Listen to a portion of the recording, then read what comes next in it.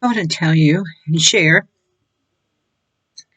a telephone call I had this afternoon. And a young man, he says he's 26 years old. Anyway, he was trying to help me. Very nice young man. And he got into looking at someone that was thrashing me. And he was telling me different things that I could do or should do. And he wanted to tell me about what was going on. And I said, I don't want to hear it. I do want to hear one thing about that man. I don't care what he does.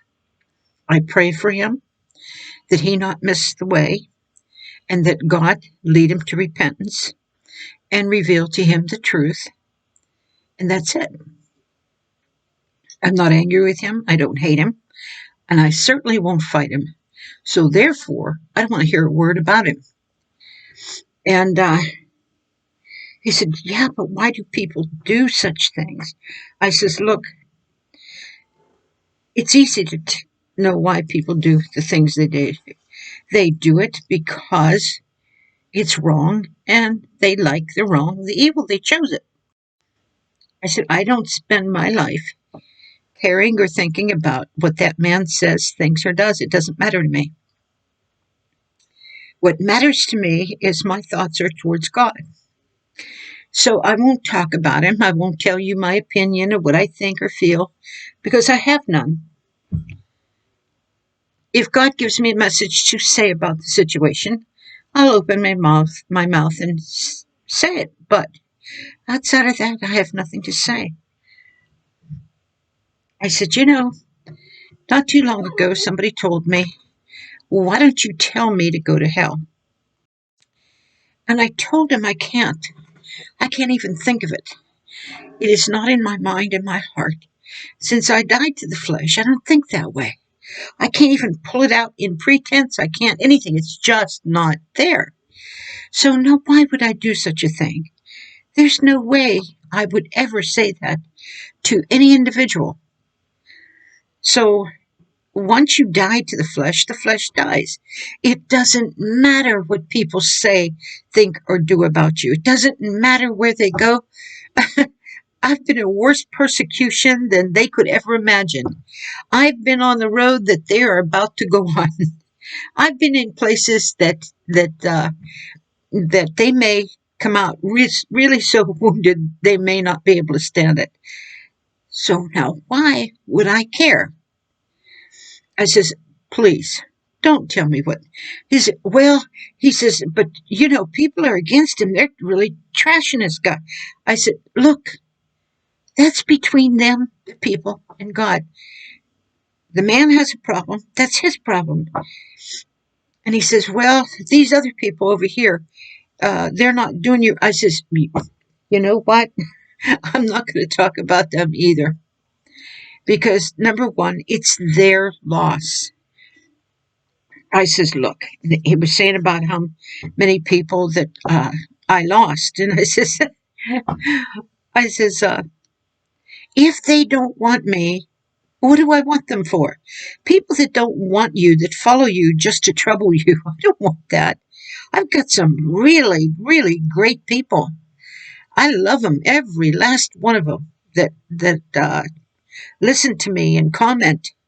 I says, wow. I says, they are. I consider them to be great people because they have a heart that is really sincere. They have a mind that doesn't think evil.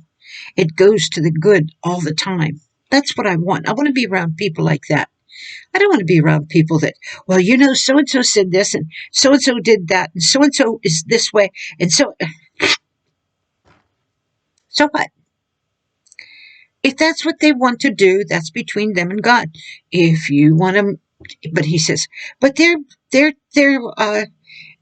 trying to be great and trashing you. And I says, well, have at it. Go do it. I says, that's how Jesus' attitude towards sin is. If you want it that bad, go get it. I says, but It won't change my mind. It won't change who I am. It won't make me cry. It won't stop me. It won't upset me. It won't hurt me. It won't harm me in the tiniest way. So what do I care? After I have been obedient to God and looking at him as a person that Jesus Christ died for, that I pray for, that he not lose the way, then I've done my job and I really don't want to be bothered with it. So finally, he stopped trying to reach past my demarcation line, all right? Because I have a line there. You don't cross it. But I'm not mean about it, and I'm not cruel about it. I just want him to know that I don't want to go there. And I don't want to hurt him. So I just won't go there. And so we got on other subjects, very similar. I had another woman come to my house whose husband had shoved her. I think I had mentioned it a few weeks back, because her husband had shoved her and he got in trouble in jail, and they threatened to put him in prison for it because there were bruises on her body from what he did. And she sat down and she says, well, she knew he was broken, never seen him so broken. And he was crying for 3 days after he got home. It's all it took for him to turn back to the old monster. Then she was not worthy to be in his presence again. She wasn't worthy to talk to him. She was just a piece of trash. And he trashed her daily after that. Look what you did to me. You put me in jail. You did this and you did that. And I'm laughing because now his sentence is coming up. And so he's going, well, I'm going to fight this. Now, she didn't press charges. The judge did. Well, that phone call was from a 22-year-old genius. And he could not wait to tell me of all the wonderful things that God has been doing in his life and how good God is and the answers he did not have concerning his ill mother. And now he feels such peace and joy, for everything is working out according to God's will. So to God be all the glory. He knows it's not me. He knows it's only the Lord. And that's wonderful. I love to hear the praise reports of what God has been doing. And you just feel so blessed being a small part of it. God is so good. As a matter of fact, I was so uplifted by the things that he said that I forgot completely what my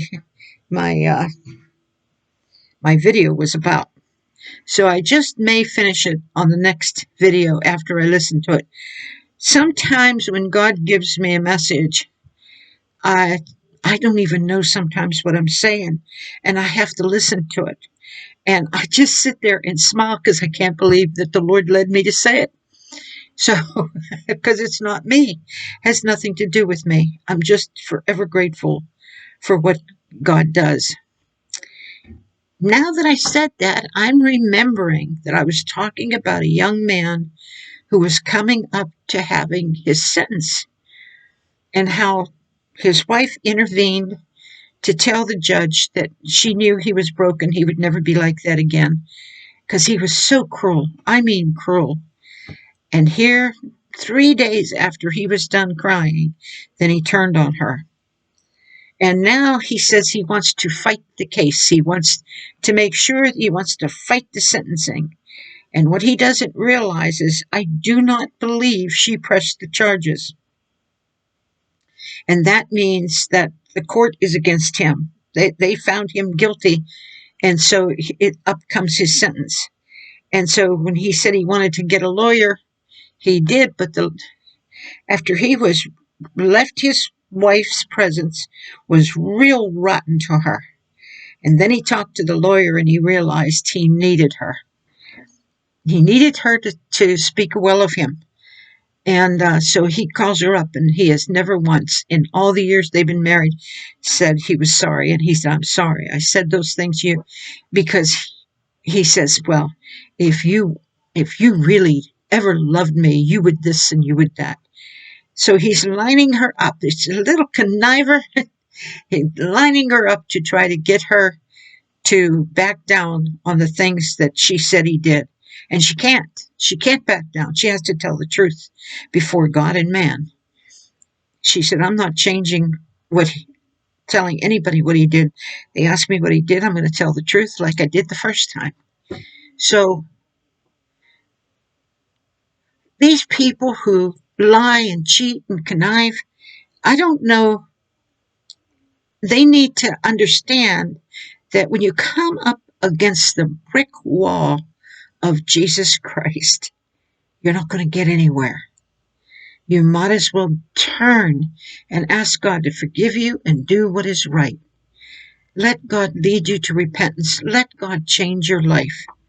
Go into the Word. But the saddest part about people like this is they will pick up the Word, just like he does, go to church, and use it to pretend there's something they're not. And then when they get home, they become monsters with their wives, monsters with their children. Talk to their children like they're a piece of dirt. His little girl, who's only like 5 years old, says, Daddy, why don't you go to church? And he got real angry. And he let her know, you're not allowed to give me the 5th degree. It's none of your business why I don't go to church and why I don't this and why I don't that. That's not the answer that you give a child, even if you don't want to go to church. But when you're so convicted that you're wrong, you're mean, you're cruel because you're convicted.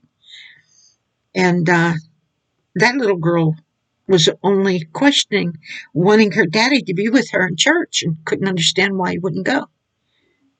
One day she'll grow up and she'll remember this, and he won't be able to lie to her.